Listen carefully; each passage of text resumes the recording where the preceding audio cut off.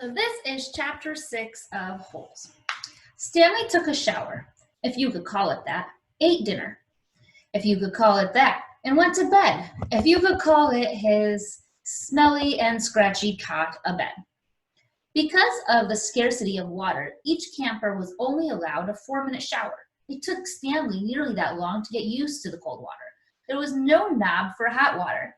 He kept stepping into, then jumping back from the spray until the water shut off automatically. He never managed to use his bar of soap, which was just as well because he wouldn't have had time to rinse off the suds. Dinner was some kind of stewed meat and vegetables. The meat was brown and the vegetables had once been green. Everything tasted pretty much the same. He ate all of it and used his slice of white bread to mop up the juice. Stanley had never been one to leave food on his plate, no matter how it tasted. "What'd you do?" one of the campers asked him. At first, Stanley didn't know what he meant.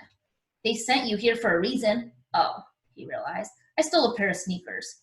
The other boys thought that was funny. Stanley wasn't sure why. Maybe because their crimes were a lot worse than stealing shoes. "From a store, or were they on someone's feet?" asked Squid. Neither," Stanley answered.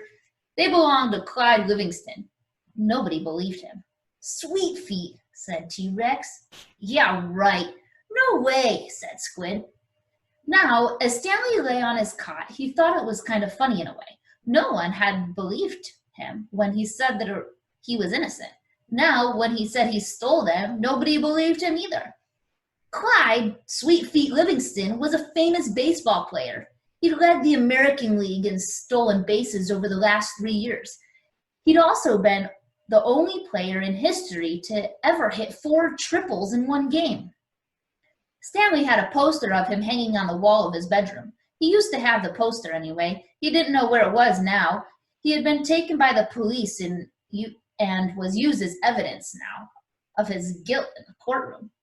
Clyde Livingston also came to court. In spite of everything, when Stanley found out that Sweet Feet was going to be there, he was actually excited about the prospect of meeting his hero.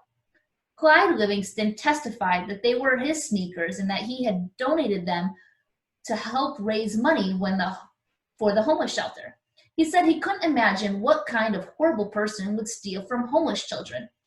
That was the worst part for Stanley. His hero thought he was a no good, dirty, rotten thief.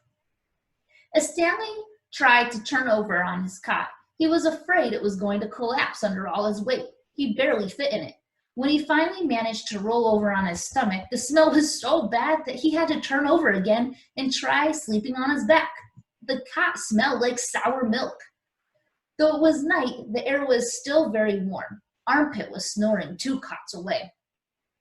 Back at school, a bully named Derek Doone was used to torture Stanley.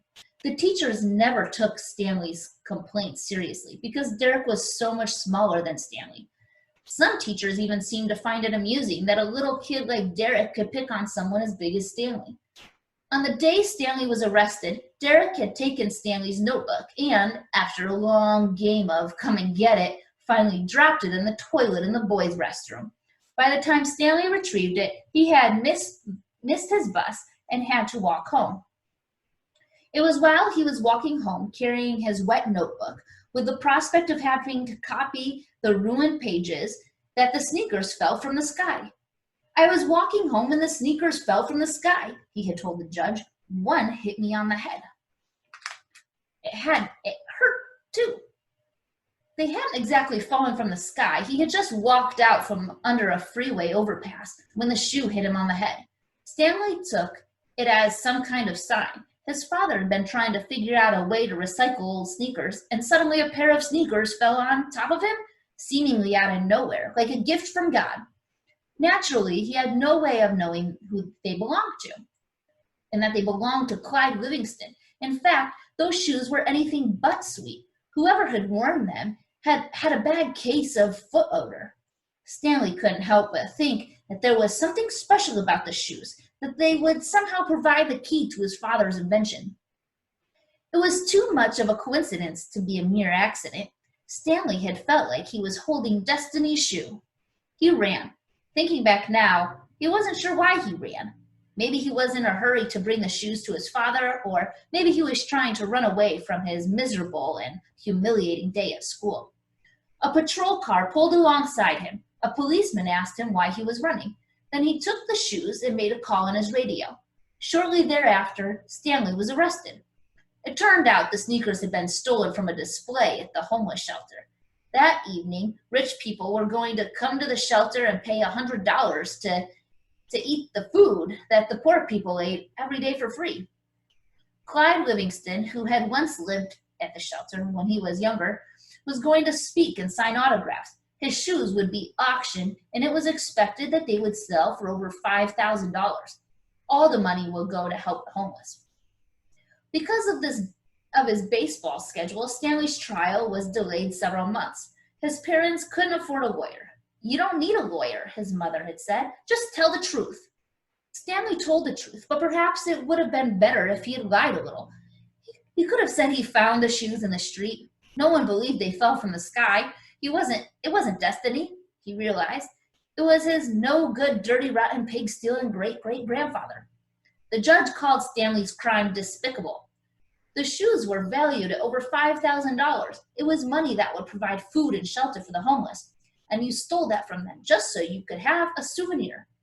The judge said that there was an opening at Camp Green Lake, and he suggested that the discipline of the camp might improve Stanley's character. It was either that or jail. Stanley's parents asked if they could have some time to find out more about Camp Green Lake, but the judge advised them to make a quick decision. Vacancies don't last long at Camp Green Lake.